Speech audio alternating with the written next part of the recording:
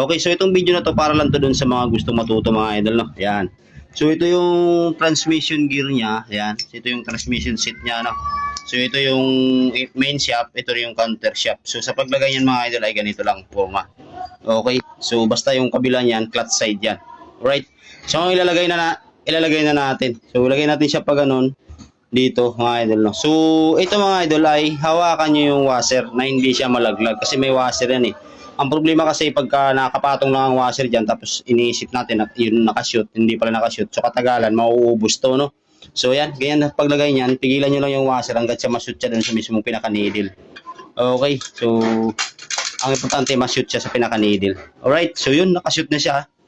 So isusunod na natin yung shifting port niya. Okay, yan, nilagay na natin yung shifting port niya. So sa main shaft niya mga idol, itong main shaft niya, isa lang yung shifting port niya, no? Tapos yung kabila, dalawa. So bali tatlo lang to siya mga idol. So itong dalawa na to mga idol, yung parehas lang ang laki.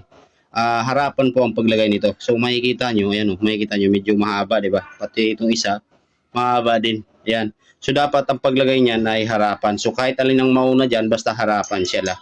Okay, so itong isa naman ang paglagay nito ay nakatihaya siya mga idol, nakalabas dapat yung number. Huwag nyo itong itataob kasi nga pagka tinaob nyo itong mga idol, ang hirap sikwatin ng inyong kambya at possible pa na mayroong masira sa inyong mga motor, no? Possible ang masira ay laging nasisira nito mga idol ay yung kanyang first gear, okay, at saka second gear. Kasi ang hirap niyang sikwatin. Alright, so unahin natin itong main shaft niya or tinatawag na input shaft. So, sa paglagay niyan mga idol ay nakatihaya. Yan. Lagay natin siya dito. Yan, nakatihaya siya, no? Tapos itong dalawa naman mga idol, no? Unahin natin to. Kahit alin naman ang mauna, basta ang importante harapan. So, yan. Una natin to, nakatihaya. Yan, nakatihaya siya. Para yung iba may idea din. Yan. Tapos yung isa naman dito sa ibabaw mga idol ay nakataob. Harapan sila. Ito yung mahaba, no? Yan, lagay natin siya ng pagganito. Okay. So, ngayon isusunod na natin yung shift drum. So sa shift drum naman niya, kung makikita nyo yung shift drum, ito yung shift drum niya, no? Yan, lagay natin siya ng pagganito. Ayan, shoot lang. Okay, tapos ikot-ikot lang. Yan, kung makikita nyo, pagka iniikot nyo siya, ayan, no? Kung makikita nyo, meron siyang parehas dulo dalawa sa kabila, sa kanyang main shaft. Ayan, no? Dulo, tapos dulo din sa ilalim. Tapos pag kabila din naman, meron din siyang pinakadulo dito. Ayan, no?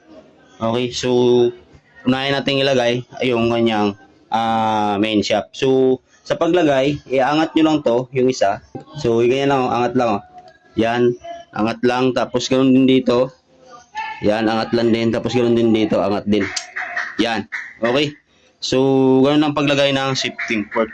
Ngayon naman, pagkalagay naman ng pinaka-shifting pin niya, yung isa kasi nito mga idol ay meron siyang spring, dalawa. So yan, oh, may butas. Yan, kabilaan. Tapos isa naman wala. So yung walang butas dito yun sa kanyang main shaft. Yan. Okay. Tapos yung itong may spring na dalawa dito to sa kabila. Sa kanyang output shaft. So unahin nyo muna yung isang spring. Pasunod nyo to. So din lang mga idol. Pigilan nyo lang para hindi siya tumalon. Tapos lagay nyo na rin itong isa. Yan. So ganoon lang ang paglagay niyan mga idol ng transmission set na ng NS150 at NS160.